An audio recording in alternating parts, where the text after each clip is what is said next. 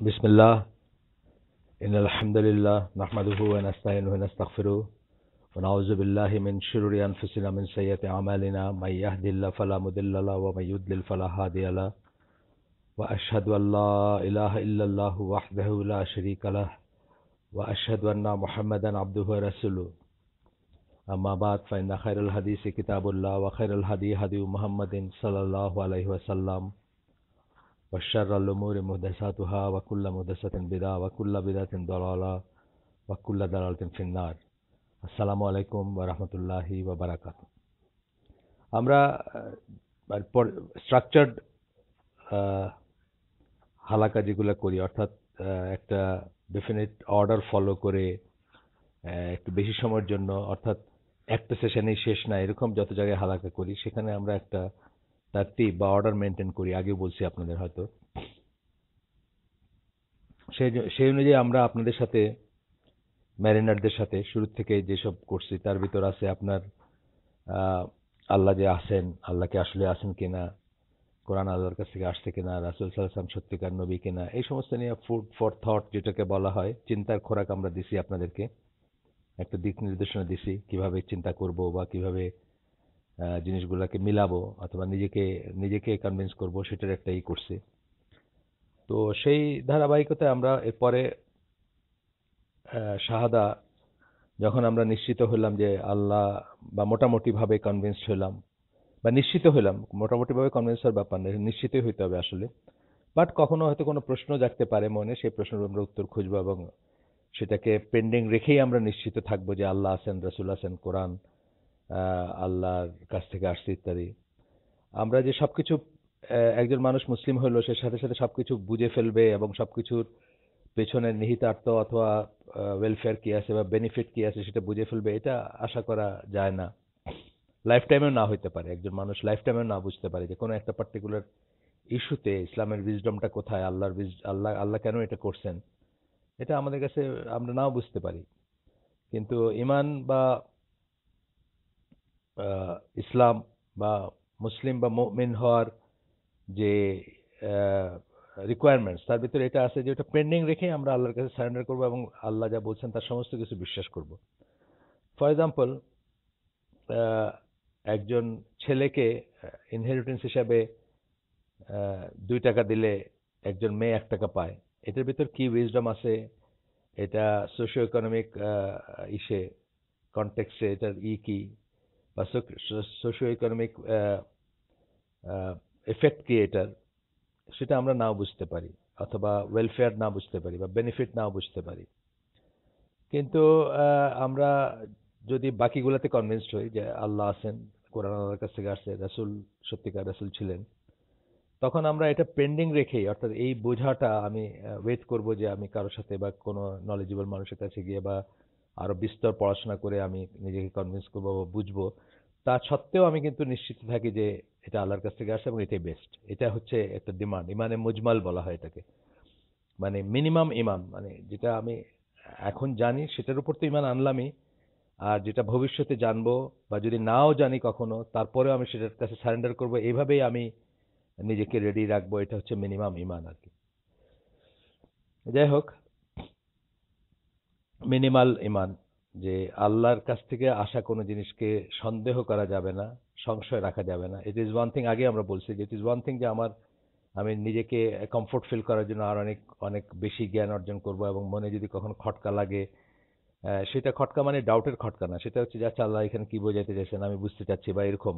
কিন্তু doubt doubt বলতে আমি বোঝাচ্ছি যে আকীদাগতভাবে যদি আপনার ভিতরে সন্দেহ আসে তাহলে তো আর আপনি মুসলিম থাকবেন না। অর্থাৎ আকীদাগতভাবে সন্দেহ বলতে আমি এইটা বোঝাচ্ছি যে রিয়েলি আপনি সন্দেহ করতেছেন যে এই কোরআনের এই আয়াতটা ঠিক কিনা, অথবা কোরআনের এই আয়াতটা আল্লাহর কাছ থেকে আসছে কিনা, বা রাসূল সাল্লাল্লাহু আলাইহি ওয়াসাল্লাম কি নবী ছিলেন নাকি ভণ্ড ছিলেন, এই ধরনের যদি আপনার আকীদায় প্রথিত হয়ে যায়, অর্থাৎ আপনার ভেতরে সন্দেহটা বদ্ধমূল হয়ে যায়, যেটা সংশয়বাদীদের হয় বা যেটা স্কেপটিকদের হয়, তখন আর আপনি মুসলিম থাকবেন না। এই জন্য আমরা পর্যায়ক্রমিকভাবে কি করছি, ওই জিনিসগুলোতে অনেক সময় দিছি যাতে আপনার ভেতরের থেকে যদি সামান্যতম কোনো থাকে, মানে কোয়েশ্চেন থাকে, সেটা যেন দূর হয়ে যায় এবং আপনি বা আমি বা আমরা সবাই যেন একদম ফার্মলি কনভিন্সড হই ওই ওই জিনিসগুলোতে যে আল্লাহ আছেন, আমাদের লাইফে একটা পারপাস আছে, কোরআন আল্লাহর কাছ থেকে আসছে, রাসূল ইসলাম আল্লাহ প্রেরিত রাসূল।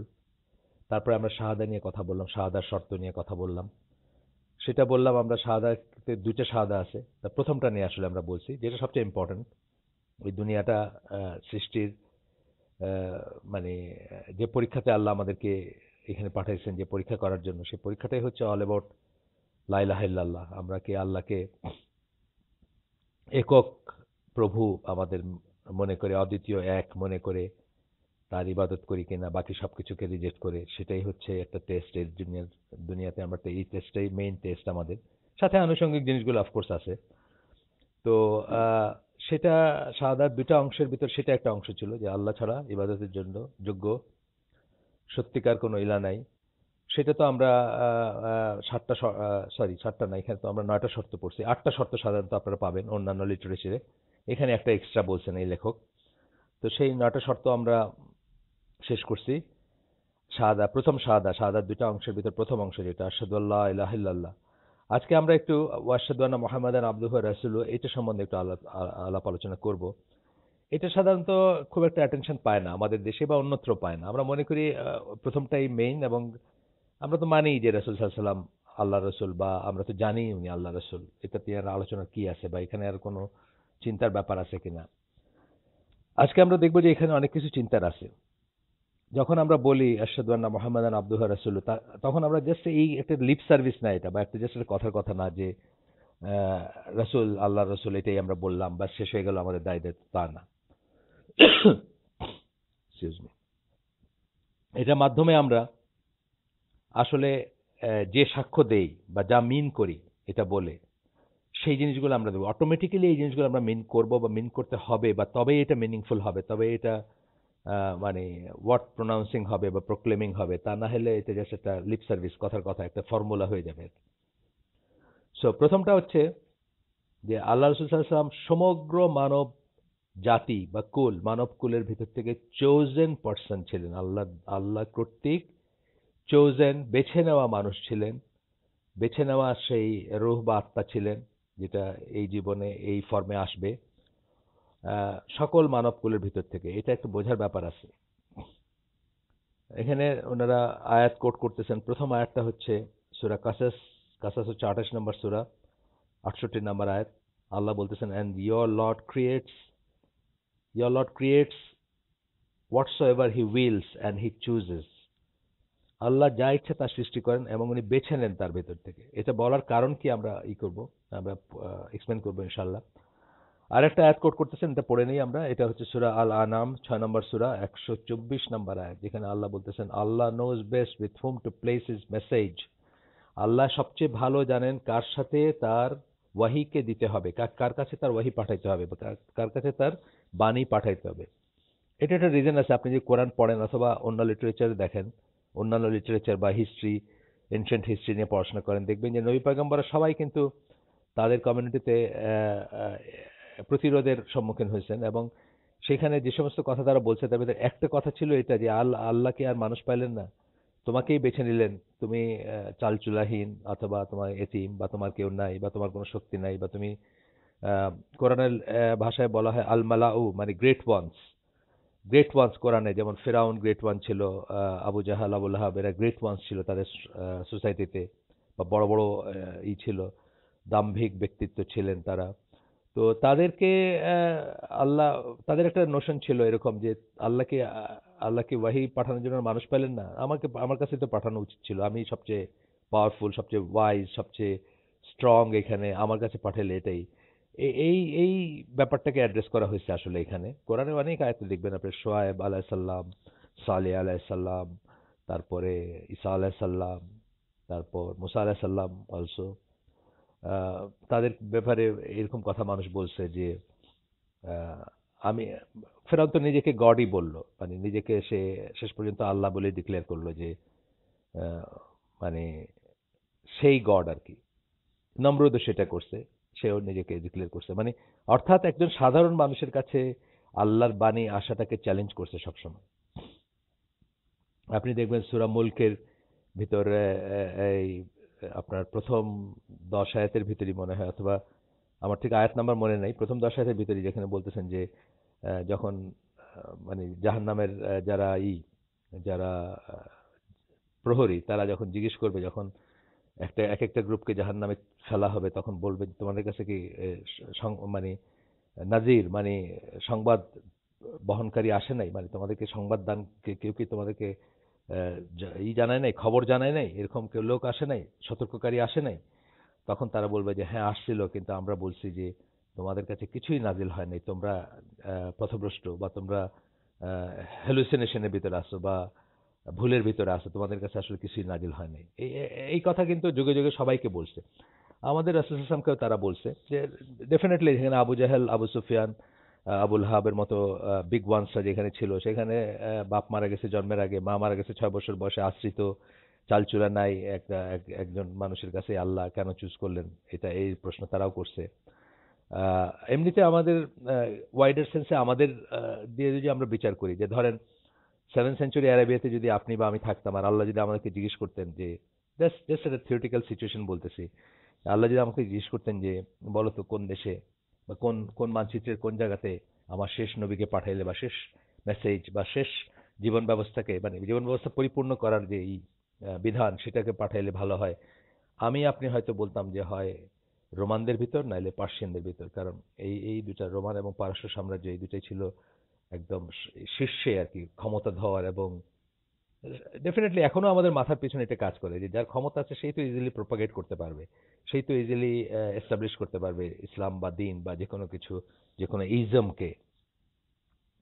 এখনো আমরা দুনিয়ার দিয়েই করি, যে এখনকার দুনিয়ায় যদি ধরেন এরকম, আমরা কি মনে করি, মনে মনে অনেক সময় আমরা হয়তো চিন্তা করি, ইস আমেরিকাতে যদি মুসলমান হয়ে যেত, আমেরিকান রাষ্ট্রযন্ত্র যদি মুসলমান হয়ে যেত, তাহলে কি কি সুন্দর প্রপাগেশন হইতো। এটি স্বাভাবিক মনে করা। সো কিন্তু আল্লাহ চুজ করলেন কোথায়? আল্লাহ চুজ করলেন এমন একটা জায়গা যেটা কেউ দখলও করতে চায় নাই। সৌদি আরবের এই অংশটা, যে অংশটাতে হিজাজ যেটাকে বলে, মক্কা মদিনা যে অংশে, এটাকে কেউ দখলও করতে চায় না, কারণ এটাকে দখল করাটাকে ওয়ার্থ মনে করে না। মানে এত ডার্কনেসের ভিতর ছিল, এটা নেগলেক্টেড ছিল, ছিল হিস্ট্রিতে, বা দখলকারী ফোর্স যারা, তারা এটাকে দখল করতেও চায় না। It's not worth. একবার এসেছিল আব্রাহা, আমরা জানি রাসূল সাল্লাল্লাহু আলাইহি ওয়াসাল্লামের জন্মের বৎসরে, কিন্তু সেও ফিরে গেছে, এবং তারপরে আর ওটা পুনরুদ্ধারের চেষ্টা করে নাই। ফিরে গেছে বলতে সে পরাজিত হয়েছে, ধ্বংস হয়েছে, কিন্তু তার বাহিনী। কিন্তু তারা এর মানে পরবর্তীতে আর এটাকে একটা প্ল্যান হিসাবে রাখে নাই যে আরেকবার দেখে নিব, এরকম কিছু রাখে নাই আর কি। সো এমন জায়গায় আল্লাহ এমন একজন মানুষের কাছে তার ওয়াহি প্রেরণ করলেন, যার চালচুলা নাই, এবং যিনি এতিম ছিলেন, এবং যিনি দুর্বলদের ভিতর ছিলেন। হয়তো বংশ পরিচয় ভালো ছিল, কিন্তু তিনি তো সবল ছিলেন না, নো ওয়ে। তো এইটাই আসতেছে এখানে, যে আল্লাহ চুজ করেন, আল্লাহ যাকে খুশি তাকে চুজ করেন, এবং বেছে নিয়ে তার কাছে তার মেসেজকে দিছেন, বা কোরআন পাঠাইছেন, বা শেষ নবী হিসাবে তাকে বেছে নিছেন। আচ্ছা, 2 নম্বর পয়েন্ট হচ্ছে, যখন আমরা বলি আশহাদু আন্না মুহাম্মাদান আবদুহু ওয়া রাসূলুহু, বা আশহাদু আন্না, নানা ফর্মে এটা বলা হয়। আপনি জানেন আন্না মানে হচ্ছে যে, আর আরবিকে আশহাদু আল্লা ইলাহা ইল্লাল্লাহ ওয়া আন্না মুহাম্মাদার রাসূলুল্লাহ, এটা বলা যায়, বা যে মোহাম্মদ হচ্ছেন তার প্রেরিত রাসূল, এটাও বলা যায়। যে ফর্মে বলেন আপনি, এটার মিনিং যখন আসবে, বা আমরা কি বলতেছি, কি টেস্টিফাই করলাম, বা কি আমাদের টেস্টিমনিটা কি, বা আমরা কিসে সাক্ষ্য দিলাম, তখন আসতেছে যে এই কথা বললাম আমরা যে উনি চোজেন। সেকেন্ড হচ্ছে যে সমগ্র মানব জাতির জন্য তাকে পাঠানো হয়েছিল। অন্যান্য নবীরা, মানে সমগ্র মানব জাতি কিয়ামত পর্যন্ত যত জাত আসবে সবার জন্য উনি নবী হিসাবে প্রেরিত হয়েছিলেন। অন্যান্য নবীরা কিন্তু আপনি দেখবেন পড়লে, বা তারা তাদেরকে তাদের কাছে এক্সপেক্ট করা হয়েছিল, বা তাদের কাছে ডিমান্ড করা হয়েছিল, বা তাদেরকে মিশন দিয়ে পাঠানো হয়েছিল যে তারা তাদের যে নেশনটা, বা যে যে যার কাছে পাঠানো, যে জাতির ভিতরে তারা আছেন, সেই জাতিকে তারা ডাকবেন আল্লাহর পথে, বা ফিরায় নিয়ে আসবেন। কিন্তু রাসূল সাল্লাল্লাহু আলাইহি ওয়াসাল্লাম কিয়ামত পর্যন্ত যত নবী, যত জাতি আসবে, সবাইয়ের জন্য প্রেরিত রাসূল। এটার দলিল হচ্ছে কোরআনের একটা আয়াত আছে, যেখানে সূরা আরাফ 7 নম্বর সূরা 158 নম্বর আয়াতে আল্লাহ বলতেছেন, সে ও ম্যানকাইন্ড, আল্লাহ বলে দিচ্ছেন রাসূলকে বলতে, সে ও mankind, verily I am sent to you all as the messenger of Allah. হে মানব জাতি, মানব কুল, আমি তোমাদের সবার কাছে, আমাকে তোমাদের সবার কাছে আল্লাহর বাণীবাহক বা আল্লাহর মেসেঞ্জার হিসাবে পাঠানো হয়েছে, রাসূল হিসাবে পাঠানো হয়েছে। এটা কোরআনের আয়াত গেল। এবং একটা হাদিস আছে, বুখারী এবং মুসলিমের হাদিস, যেখানে আল্লাহ রাসূল সাল্লাল্লাহু আলাইহি ওয়াসাল্লাম বলতেছেন যে আমাকে 5টা জিনিস দেওয়া হয়েছে যেগুলা আর কোনো নবীকে দেওয়া হয়নি। তার ভিতর একটা বলতেছেন, every prophet was sent only to his people while I have been sent to all of mankind. সকল নবীকে তার মানুষের কাছে পাঠানো হয়েছে, তার জাতির কাছে, কিন্তু আমাকে সমগ্র মানবকুলের জন্য নবী হিসাবে পাঠানো হয়েছে। গেল এটা। এটাও একটা জিনিস যেটা আমরা অ্যাফার্ম করি বা আমরা প্রত্যয়ন করি, সত্যায়ন করি যখন আমরা আশহাদু আন্না মুহাম্মাদান আবদুহু ওয়া রাসূলুহু বলি। এরপরেরটা হচ্ছে যে আমরা যখন বলি যে এইটা সবচেয়ে ইম্পর্টেন্ট পয়েন্ট, এখানে আজকের এই আলোচনা বা এই ফেজের আলোচনায় যা পড়বো এর ভিতর সবচেয়ে ইম্পর্টেন্ট পয়েন্ট হচ্ছে এটা। এটা শুধু এই এই রেসপেক্টে বা এই আসপেক্টে ইম্পর্টেন্ট তা না, একজন মুসলিম বা মুমিনের জীবনের জন্য সাধারণভাবে এটা খুব ইম্পর্টেন্ট একটা পয়েন্ট। সেটা হচ্ছে যে যখন আমরা বলি যে আশহাদু আন্না মুহাম্মাদান আবদুহু ওয়া রাসূলুহু, তখন আমরা এটা বলি, আপনারা মনে রাখবেন, ইংরেজি 3টা অক্ষর দিয়ে মনে রাখবেন, 3টা সি আমরা বলতেছি, মানে মনে রাখার সুবিধার জন্য। আমরা এটা কোনো ফর্মুলা যে ইসলামের লিটারেচার থেকে আসা কোনো ফর্মুলা তা না, বাট আপনার আমার মনে রাখার জন্য 3টা সি মনে রাখবো আমরা, যে আল্লাহ রাসূল সাল্লাল্লাহু আলাইহি সাল্লাম তার মেসেজ, তাকে যেটা পাঠায়, যে মিশন নিয়ে পাঠানো হয়েছে, যে মেসেজ দিয়ে পাঠানো হয়েছে, সেগুলোকে ক্লিয়ারলি, কারেক্টলি এবং কমপ্লিটলি বলে গেছেন আমাদেরকে। ক্লিয়ারলি বলে গেছেন, কোনো অ্যাম্বিগুইটি নাই। অনেক মানুষ, মুসলিম উম্মার অনেক মানুষ মনে করে যে কিছু কথা উনি ক্লিয়ারলি বলে গেছেন, কিছু কথা গোপনে অন্যদেরকে শিক্ষা দিয়ে গেছেন, জাহেরি বাতেনি বলে একটা কথা আছে। এবং এইসবের পথ ধরেই আপনার এই তন্ত্র মন্ত্র, জাদু টোনা, সুফি, দরবেশ, পীর, ফকির, ওরস, এই সমস্ত জিনিসগুলো সব আসছে। এই চিন্তার ভিত্তিতে যে কিছু জিনিস সরাসরি বলে গেছেন আর কিছু জিনিস গোপন করে গেছেন। আমরা মানে একজন প্রফেটের আমরা যেমন ওয়াজিব হচ্ছে ওনার উপর যে সমস্ত কিছু পরিষ্কারভাবে বলে যাবেন। তাকে যখন কেউ প্রশ্ন করে এই সম্বন্ধে জ্ঞাতব্য যা, সমস্ত কিছু পরিষ্কারভাবে বলে যাবেন, ক্লিয়ারলি, কারেক্টলি, মানে কোনো ভুল করবেন না বলতে গিয়ে। রাসূল সাল্লাল্লাহু আলাইহি ওয়াসাল্লাম এজ এ পার্সন ভুল করতে পারেন বা ভুলে গেছেন কখনো উনি, এটা এটা এটা একজন মানুষ হিসেবে এটা হইতেই পারে যে কোনো ভুল করতে পারেন, এজ এ পার্সন একটা ভুল করতে পারেন, নবী হিসাবে না। কিন্তু আমি নবী হিসাবে বলতেছি না, এখানে দুইটা ব্যাপার আছে। আর আরেকটা হচ্ছে যে ভুলে যেতে পারেন, কিন্তু ওয়াহী ভিত্তিক যা তাকে পাঠানোর জন্য দেওয়া হয়েছে, যে মিশন দিয়ে, সেখানে কোনো ভুল করতেও পারেন না, ভুলে যেতেও পারেন না। ভুল যদি করে থাকেন তাহলে আল্লাহর সাথে সাথে সেটা শুধরাই দিয়েছেন, যদি করে থাকেন কখনো। মানে আমাদের কাছে যে মেসেজটা আসবে শেষ পর্যন্ত সেটা কমপ্লিট এবং কারেক্ট। কমপ্লিটটা পরে আসতেছি, কারেক্ট, এটা এটা কিন্তু বলতেছি আমরা যখন আমরা বলি আশহাদু আন্না মুহাম্মাদান আবদুহু ওয়া রাসূলুহু। তাহলে দেখেন যে আহ, এটা আচ্ছা, এটা পরে আসতেছি। আহ, এটা এটা কেন বললাম, এটা এত ইম্পর্টেন্ট কেন বললাম, যে তাহলে কারেক্টলি বলে গেছেন উনি। আর একটা হচ্ছে কমপ্লিটলি বলে গেছেন। কমপ্লিটলি বলে যাওয়ার মিনিং হচ্ছে যে জানানোর ছিল জানান নাই, কিছু একটা রয়ে গেছে বাকি, সেটাও ভাবা যাবে না বা সেটাও আমরা বলি না, আমরা বলি কমপ্লিট বলে গেছে। এই জিনিসটা যদি আপনি বুঝতেন রিয়েলি, তাহলে কোনো রকমের বিদাত যেটাকে আমরা বলি সেটা করতে পারতেন না। কারণ আমরা যখন একটা বিদাত বা নতুন একটা কোনো ওয়ার্শিপের ব্যাপার, অফকোর্স এই কথাগুলো আসতেছে কিন্তু ওয়ার্শিপের ব্যাপারে আসতেছে, দিনের ব্যাপারে আসতেছে, দাওলার ব্যাপারে আসতেছে না, দুনিয়ার ব্যাপারে আসতেছে না। বা নবী হিসাবে, একটু আগে আমরা নবী হিসাবে বললাম না একটা কথা, যে নবী হিসাবে যখন বলতেছেন, এটা একটা উদাহরণ, খুব ফেমাস একটা গল্প আছে যে আল্লাহ রাসূল সাল্লাল্লাহু আলাইহি ওয়াসাল্লামের একজন ওয়াইফের কৃতদাসীকে উনি মুক্ত করে দিয়েছিলেন। এবং সেই কৃতদাসী, একটা নিয়ম ছিল যে কৃতদাসীকে যদি মুক্ত করা হয় বা কৃতদাসী যদি আজাদ হয়ে যায়, সে যদি কৃতদাসী না থাকে, তাইলে তার কৃতদাস হাজবেন্ড যে আগে ছিল, তাকে সে হাজবেন্ড হিসাবে রাখবে কি না সেটা তার একটা চয়েস হয়ে যায়। সে রাখতে পারে, আবার সে নাও রাখতে পারে। তো এই কৃতদাসীর নাম ছিল বারিরা, তার হাজবেন্ডের নাম ছিল মুগিস। তো এই ঘটনা যখন ঘটে তখন মুগিস মানে ওই মহিলার হাজবেন্ড, সে তার ওয়াইফকে খুব ভালোবাসতো এবং সে এসে রাসূল সাল্লাল্লাহু আলাইহি ওয়াসাল্লামকে ধরছে যে ইয়া রাসূলুল্লাহ, আপনি আমাকে একটু বলেন যেন আমাকে যেন ছেড়ে না দেয়, আমাকে যেন ত্যাগ না করে। তো রাসূল সাল্লাল্লাহু আলাইহি ওয়াসাল্লাম যখন এই কথাটা বললেন বারিরা রাসূল সাল্লাল্লাহু আলাইহি ওয়াসাল্লামকে বললেন যে আপনি কি আমাকে অর্ডার করতেছেন নাকি সুপারিশ করতেছেন? মিনিং আপনি কি নবী হিসাবে আমাকে বলতেছেন নাকি জাস্ট একজন এজ এ হিউম্যান বিইং মানুষ হিসাবে আমাকে রিকোয়েস্ট করতেছেন? আল্লাহ রাসূল সাল্লাল্লাহু আলাইহি ওয়াসাল্লাম সাথে সাথে বললেন যে না আমি তোমাকে সুপারিশ করতেছি, একজন মানুষ হিসাবে জাস্ট সুপারিশ করতেছি। বারিরা তখন বলল যে আমার মুগিসকে দরকার নাই। অর্থাৎ রাসূলের কথাটা সে রাখলো না কিন্তু। তার কারণ হচ্ছে সে বুঝছে ডিফারেন্সটা। দেখেন আপনি আমি অনেক সময় বুঝি না কিন্তু সে বুঝছে ডিফারেন্সটা কোথায়। সে বুঝছে যে একজন মানুষ হিসেবে রাসূল সাল্লাল্লাহু আলাইহি ওয়াসাল্লামের রিকোয়েস্ট আমরা রাখতেও পারি নাও রাখতে পারি। এতে গুনার কিছু নাই। কিন্তু যখন নবী হিসাবে উনি বললেন তখন কিন্তু আমরা এটা রাখতে বাধ্য। এখানে কোরআনের একটা আয়াত আমি জাস্ট ক্যাজুয়ালি বলতেছি। আজকের আলোচনার মধ্যে এটা নাই বা আসবে না।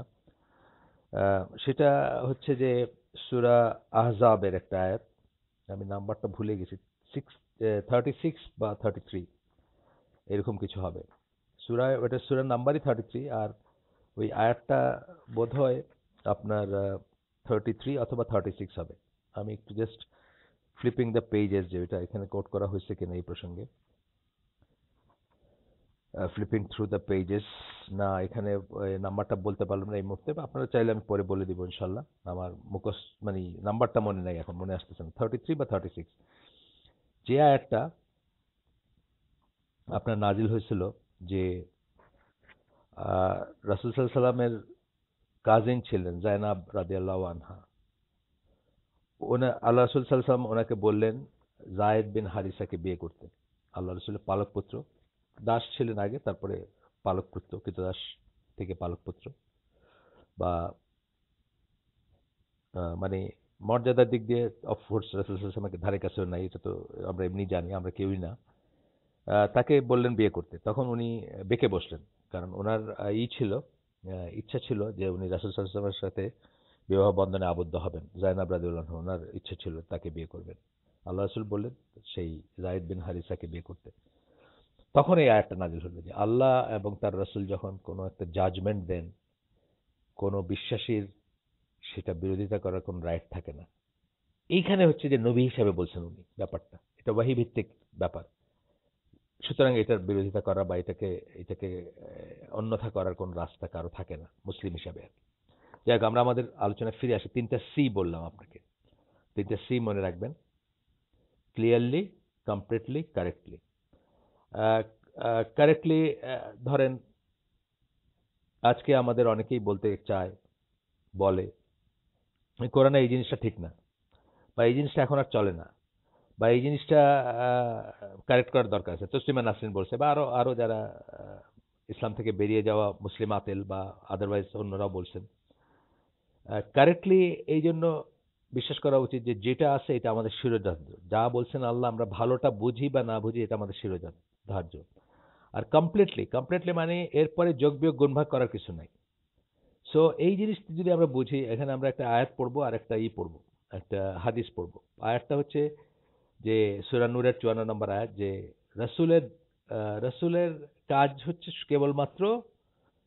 কেবলমাত্র বাণীটা পৌঁছায় দেওয়া ইন এ ক্লিয়ার ওয়ে পরিষ্কারভাবে বাণীটা পৌঁছায় দেওয়া বাস আর কিছু না আর হাদিস যেটা পড়বো এটা খুব ভয়ঙ্কর একটা কথা আছে এই হাদিসে I left you on a bright path whose night and day are alike আমি তোমাদেরকে একটা পরিষ্কার রাস্তার উপর রেখে গেলাম উজ্জ্বল রাস্তার উপর রেখে গেলাম যার রাত এবং দিন সমান মিনিং সাধারণভাবে আমাদের কি হয় রাত এবং দিনে আমাদের দেখতে দৃষ্টিশক্তির তফাৎ হয় বা আমরা একটা জিনিসকে রাতে দেখতে পারি না দিনে দেখি বা রাতে ক্লিয়ার না ফর এক্সাম্পল একটা অন্ধকার রাতে একটা গ্রামের রাস্তায় আপনার হাত থেকে যদি একটা সুচ পড়ে যায় আপনি সেটা দেখবেন না হয়তো অনেক কষ্ট হবে খুঁজে পাইতে আল্লাহ রাসূল বলতেছেন যার রাত এবং দিন সমান মানে এইখানে এরকম কোনো ঘটনাই ঘটবে না যে খুঁজে পাওয়া যাচ্ছে না এরকম হবে না জাস্ট লাইক আমরা যে ফ্লাড লাইটে এখন যে ক্রিকেট খেলা হয় সেই খেলাগুলোতে আপনার একটা সাদা বল প্রত্যেকটা মানুষ লক্ষ লক্ষ মানুষ একটা সাদা বলকে দেখতে পাচ্ছে এত ব্রাইট আর কি একটা উদাহরণ দিলাম জাস্ট এটা আল্লাহ রাসূল সেটা বলেন নাই ক্রিকেট খেলার কথা বলেন নাই সো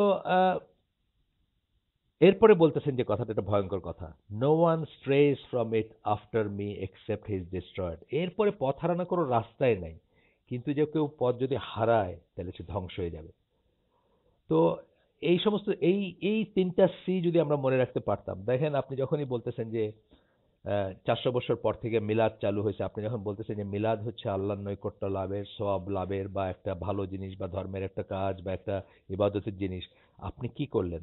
আপনি প্রকারান্তরে বলতেছেন কি? আইদার আল্লাহ মিথ্যা বলছেন, কারণ আল্লাহ কোরআনে বলছেন আহ, সূরা মায়েদার 3 নম্বর আয়াতে আল্লাহ বলতেছেন যে আজকের দিনে আমি তোমাদের দিনকে তোমাদের জন্য পরিপূর্ণ করে দিলাম, পারফেক্ট করে দিলাম, আমার তোমাদের উপর আমার ফেভার কমপ্লিট করলাম এবং ইসলামকে দিন হিসাবে তোমাদের জন্য নির্ধারণ করলাম। আল্লাহ বলতেছেন এটা কমপ্লিট, আপনি বলতেছেন যে না, মিলাদটা করলে উপরন্তু প্লাস মিলাদটা করলে আরো ভালো হয়, প্লাস ওরস করলে ভালো হয়, প্লাস যত কিছু আছে, যত বেদাতের যত ফর্ম আছে সবকটার কথা আমি বলতেছি। আমরা কিন্তু এইভাবে কখনো চিন্তা করি না, কিন্তু আসলে তো আমরা তাই বলতেছি যে আল্লাহ হয় মিথ্যা বলছেন, এই যে কমপ্লিট করার কথা বলছেন মিথ্যা বলছেন, অথবা আল্লাহ ভুলে গেছিলেন, কিছু একটা বাদ পড়ে গেছে, অথবা আল্লাহ গোপন করছিলেন। যে তিনটার যেটাই বলবেন আপনি, তিনটাই হবে আল্লাহর নামে মিথ্যাচার এবং অত্যন্ত গর্হিত একটা পাপ। কিন্তু একই কথা রসুলের বেলায়, আপনি আপনি যখনই সুন্নার বাইরে গিয়ে একটা ইবাদত আবিষ্কার করতেছেন, এই শবে বেরাতের রাইতে এত রাকাত নামাজ এইভাবে পড়লে এই ফজিলত এই ফজিলত, আল্লাহ রাস্তায় বাইর হয়ে 1 টাকা করলে, আল্লাহ রাস্তায় মানে লোটা বদনা নিয়ে বাইর হয়ে আপনি আল্লাহ রাস্তায় যখন ট্রাভেল করেন বলে মনে করেন, তখন 1 টাকা দান করলে 49 কোটি টাকার সব। এই যে কথাগুলো আপনি বানোয়াট করতেছেন, আপনি আসলে কি করতেছেন? আপনি বলতেছেন যে আল্লাহ রসুল সাল্লাল্লাহু আলাইহি সাল্লাম হয় ভুল করছেন, আপনাকে এটা বলে যান নাই, অথবা ভুলে গেছিলেন তাই বলে যান নাই, অথবা মিথ্যা বলছেন, অথবা কমপ্লিট কথাটুকু বলেন নাই, লুকায় গেছেন কিছু। এইভাবে চিন্তা করলে দেখবেন আপনি আমি বিদাত করতে পারবো না, কখনো বিদাতে যুক্ত হতে পারবো না। এই জন্য বললাম যে এটা খুব ইম্পর্টেন্ট। আপনি যদি একটা মুস্তাহাব শ্রেণীর সুন্নাহ ছেড়ে দেন, আপনার কোনো গুনাহ নাই, আহলে সুন্নাত জামার মতে কোনো গুনাহ নাই আপনার। ধরেন আমি বলতেছি যে একদিন আপনার কোনো একটা কাজ আছে, আপনি মাগরিবের পরের 2 রাকাত সুন্নত পড়েন নাই, আপনি ফরজ পড়ে আপনার ওই কাজে চলে গেছেন, আপনাকে কেউ গুনাহগার বলতে পারবেন না। বিকজ আপনি একটা ইবাদতকে আমরা পরে পড়বো, ইবাদত এগুলো পরে এখনই আসবে না এগুলো কথা, তারপরে বলে রাখতেছি যে আহলে সুন্নাত জামা মনে করে ইবাদতের 2টা ক্যাটাগরি, একটা হচ্ছে অব্লিগেটরি, একটা নন অব্লিগেটরি। অব্লিগেটরি যেটা এটা কিছুতেই ছাড়া যাবে না, আর নন অব্লিগেটরি যেটা সেটাকে ফরজের মতো মনে করা যাবে না। অর্থাৎ সেটা যদি কেউ ছেড়ে দেয় কোনো কারণবশত, বা এটা এটা এটা করা অলওয়েজই বেটার বা অলওয়েজই ভালো, অলওয়েজই ফজিলতের, সেটা আমরা স্বীকার করব বা বলবো, অলওয়েজই বলবো। কিন্তু কখনো যদি কারণবশত কেউ এটা ছেড়ে দেয়, তাকে আমরা গুনাহগার বলবো না, বা তাকে অপূর্ণ মুসলিম বলবো না, বা এই বলবো না এটা।